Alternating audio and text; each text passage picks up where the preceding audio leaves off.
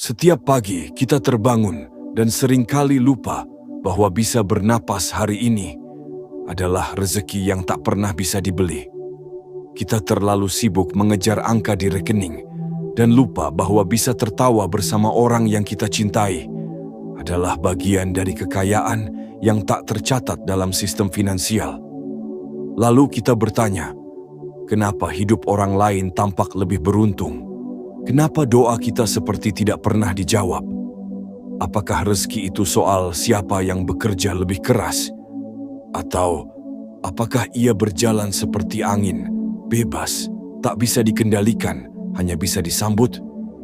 Kita tumbuh dengan satu pemahaman yang sempit, bahwa rezeki adalah uang, bahwa jika dompet kosong, hidup kita sedang ditahan, bahwa jika bisnis sepi, langit sedang tidak berpihak. Padahal, sejak kapan uang menjadi satu-satunya bentuk kebaikan yang bisa diberikan kehidupan kepada kita? Lihatlah, rezeki bisa jadi adalah tubuh yang sehat, yang masih mampu bangun pagi. Rezeki bisa jadi adalah hati yang masih bisa merasakan bahagia meski tak punya banyak. Rezeki bisa jadi adalah orang tua yang masih ada, teman yang memahami, pasangan yang setia. Tapi kita seringkali terlalu buta untuk melihatnya.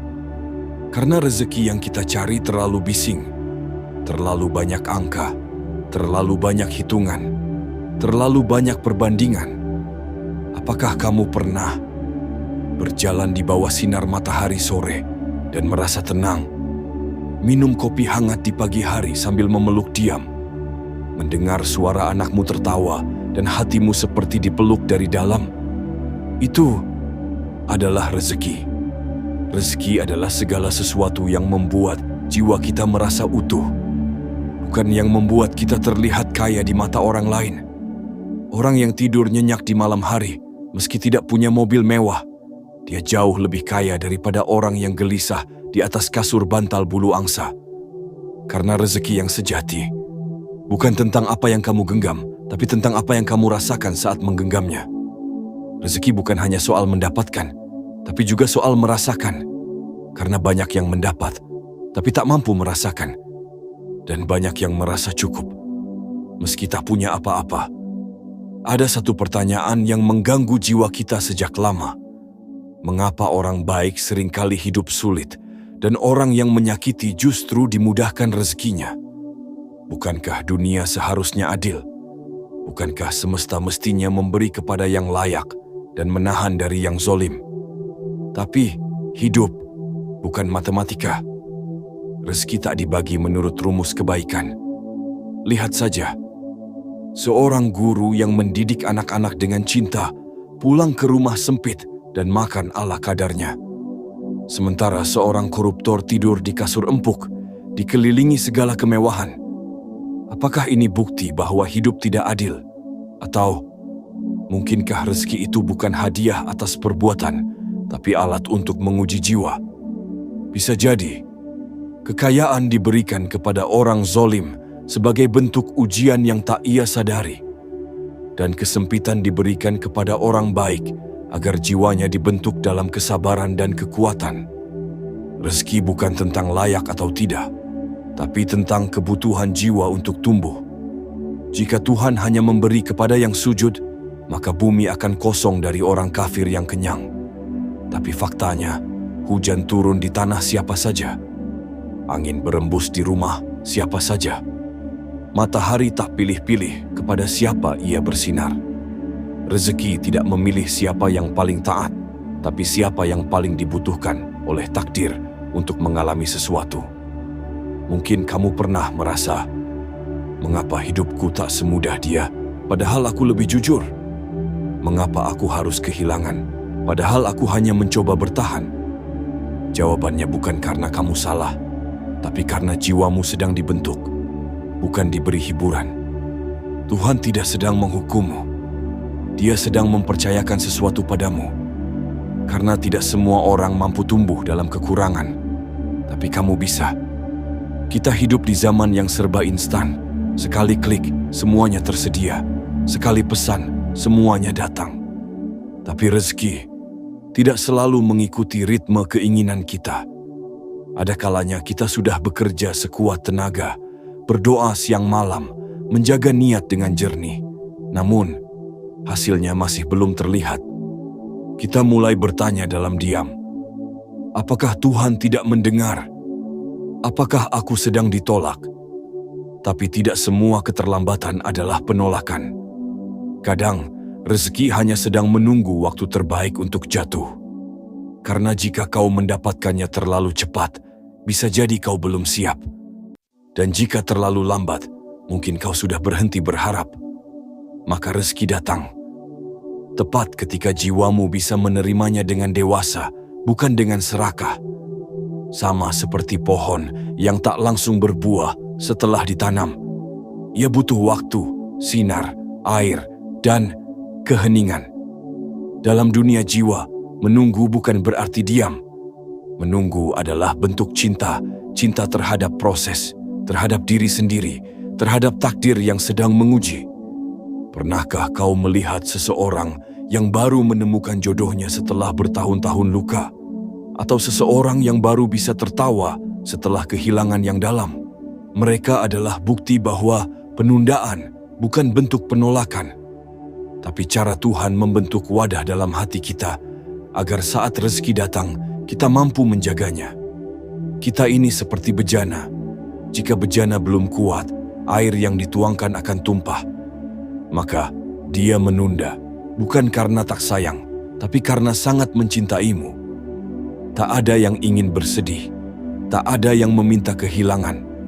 Tapi anehnya, dalam luka terdalam, justru di sanalah kita sering bertemu dengan makna. Banyak orang hanya menganggap rezeki itu datang lewat tawa, keberuntungan, dan hal-hal yang menyenangkan. Padahal, dalam sejarah jiwa manusia, kesedihan adalah pintu yang paling jujur untuk perubahan. Ingatlah, tangisan pertamamu sebagai bayi adalah tanda bahwa kamu hidup. Luka pertamamu sebagai manusia adalah tanda bahwa kamu sedang belajar kuat. Maka jangan buru-buru mengusir kesedihan. Bisa jadi, itulah bentuk rezeki yang paling dalam. Rezeki dalam bentuk kehilangan seringkali justru menyelamatkan kita dari jalan yang salah. Rezeki dalam bentuk kegagalan justru membelokkan kita menuju arah yang lebih benar. Coba renungkan. Pernahkah kamu kehilangan seseorang dan bertahun-tahun kemudian kamu bersyukur karena kehilangan itu menyelamatkanmu dari penderitaan yang lebih panjang? Pernahkah kamu ditolak dari satu tempat hanya untuk disambut di tempat yang jauh lebih layak untukmu? Kadang, yang membuat kita menangis hari ini adalah yang akan membuat kita bersyukur suatu hari nanti. Tuhan tidak pernah keliru memberi, tapi kadang kita yang salah menamai. Kita menyebutnya bencana, padahal itu adalah bentuk penjagaan. Kita menyebutnya akhir, padahal itu baru pembukaan babak baru. Dan dalam kesedihan, kita dipaksa melambat. Dan saat kita melambat, kita bisa mendengar suara hati, suara semesta, suara Tuhan yang sering kita abaikan saat bahagia. Maka jika hari ini kamu sedang bersedih, jangan terlalu cepat berkata, "Aku sedang tak diberi." Karena bisa jadi, kamu sedang disucikan sebelum diberi yang lebih suci. Pernahkah kamu merasa dalam satu hari semuanya hampir hancur, lalu tiba-tiba ada seseorang datang membantu tanpa kamu minta, tanpa kamu kenal? Atau pernahkah kamu sedang benar-benar kehabisan uang, lalu tiba-tiba ada rezeki datang dari arah yang kamu bahkan tak tahu dari mana? Itulah rezeki yang tak masuk akal.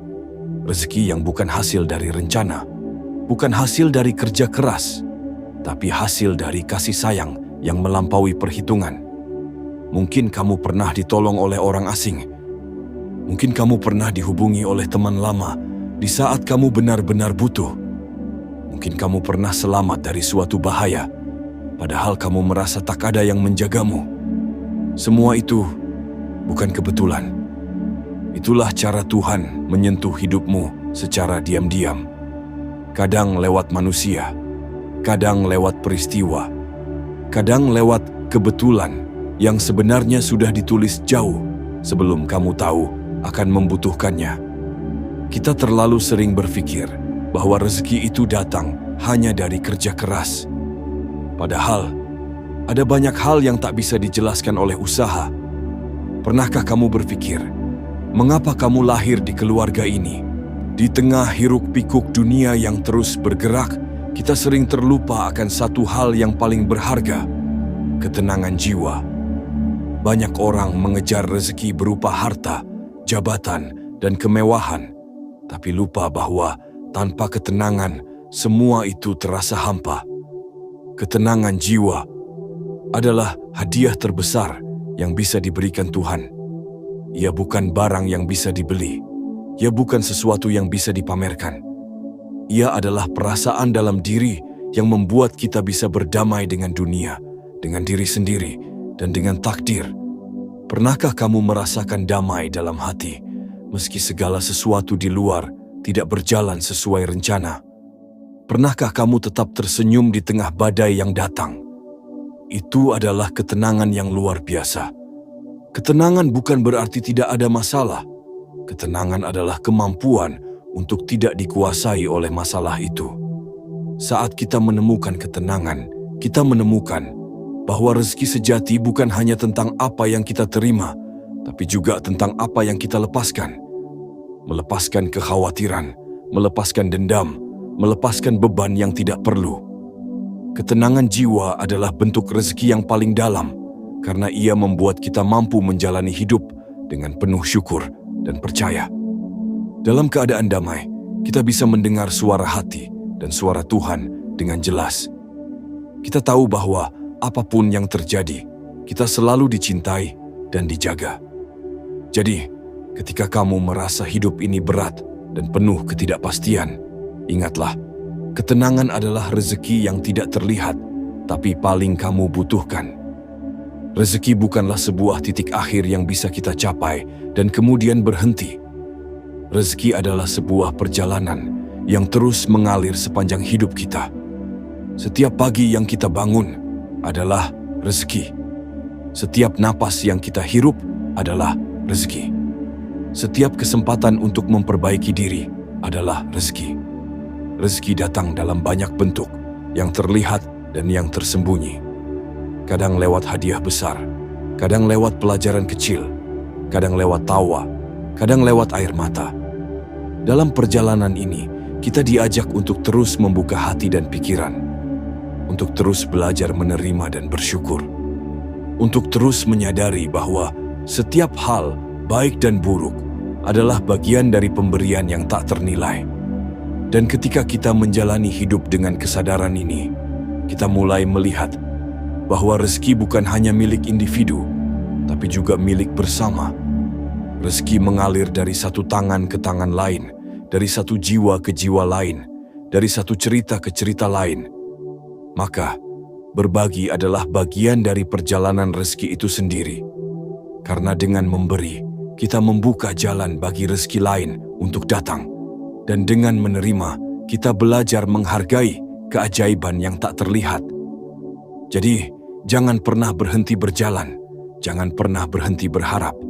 Karena selama kita masih bernapas, rezeki akan terus datang, dalam bentuk yang kadang kita tak duga. Dan inilah keajaiban rezeki. Ia selalu ada, selalu mengalir, dan selalu memberi alasan bagi kita untuk terus bersyukur. Semoga perjalanan rezeki dalam hidupmu selalu dipenuhi keajaiban, kedamaian, dan harapan. Karena dalam setiap detiknya, Tuhan sedang berbicara melalui rezeki yang kau terima.